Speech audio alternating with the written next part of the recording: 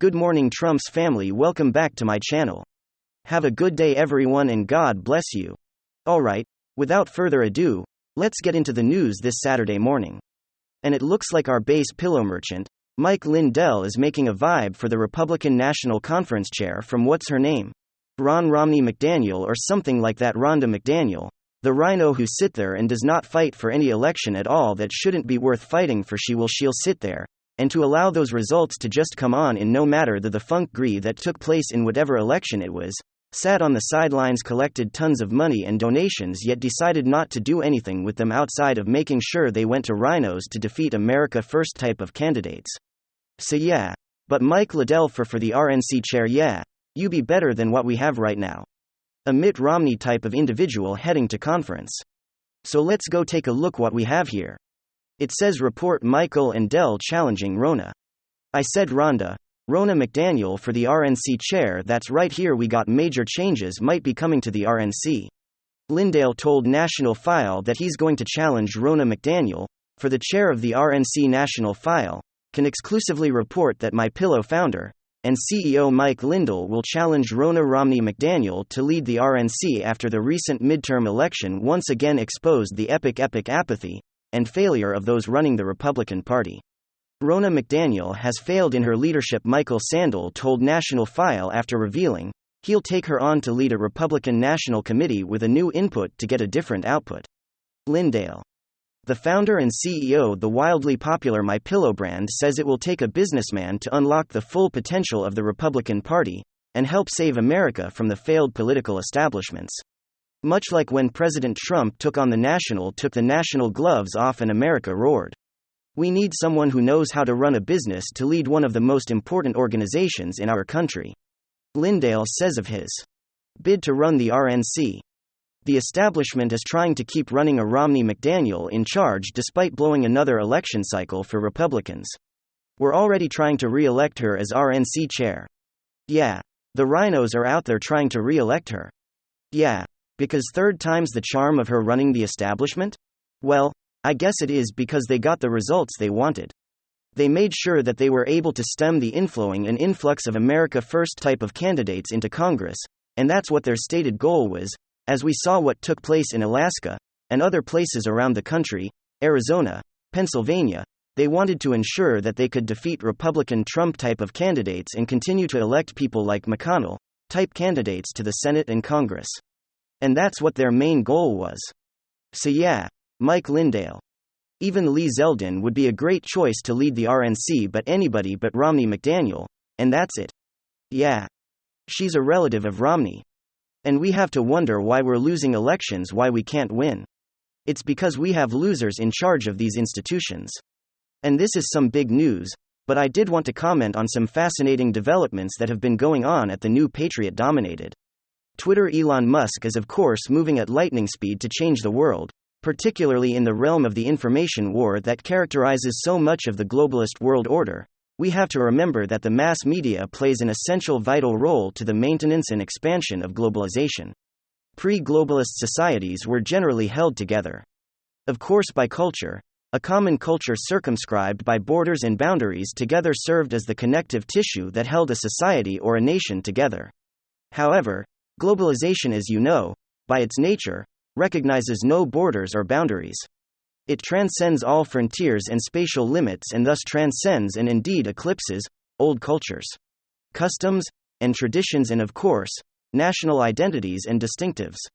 And so, the technology that holds a globalized society together as its telecommunication, a single monopolized media complex, provides the connective tissue that binds together the mass populations that live under globalist system. So, information wars play a central role in maintaining and expanding globalization through the spread of common propaganda. So what Elon Musk is doing here is his take over the single largest instant messaging platform on the planet is absolutely huge, and is literally changing the world precisely because it's so disruptive of the globalist informational hegemony required to marginalize and denigrate and exclude anti-globalist post-modernist sentiments. And as part of that disruption, Musk is now preparing to reveal some pretty dark secrets he's uncovered at Twitter, dark secrets that he believes the world should know about. On a more humorous level, perhaps you saw what Elon Musk found inside Twitter's merch store. Yeah. So as you can see, at one level, he's having some fun here. These Twitter employees were more akin to woke left-wing activists than telecommunications specialists.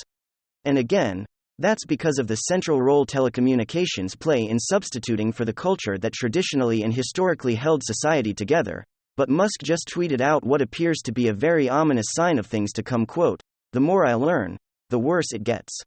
The world should know the truth of what has been happening at Twitter. Transparency will earn the trust of the people again. This is what makes Musk such a threat to the globalist powers that be. They're hell-bent on hiding things from the masses, manipulating information according to narratives aimed at priming the mass populations with favorable inclinations towards globalist aims and goals. For example, look at what the AAP published just the other day.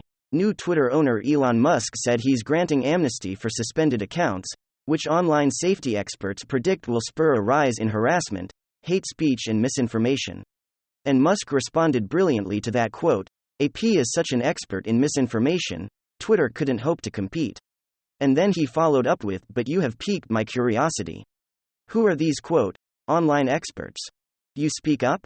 That's exactly what Glenn Greenwald, who spent decades inside the legacy media, is asking. What the F is an online safety expert? Do you see how media outlets baptize totally fake expertise, industries and titles like disinformation reporter to launder their highly politicized censorship agenda as scientific data based and neutral? Bullseye. Glenn Bullseye. This is, at least in part, how the legacy media attempts to manipulate and artificially influence public opinion through the veneer of technocratic expertise, when all it is in the end, it's just kabuki theater. It's a totally simulated reality that deliberately seeks to prime and manipulate public sentiment. And apparently, what Musk is finding inside Twitter is going to finally blow the roof off of that charade. You're gonna love this. Right now, here's at least part of what Musk is discovering. Patrick Stanley responded to Musk's tweet about the AP story with this. "I heard from a primary source that political groups would regularly contact Twitter to de-boost their candidates, detractors, and Twitter would happily do that. That seems to put the finger on the scale of democracy." And here's what Musk responded with, quote, "It is objectively the case that conservative political candidates were more negatively affected than progressive candidates. Anyone using Twitter knows this question is simply one of magnitude. And the key there is his phrase, objectively the case.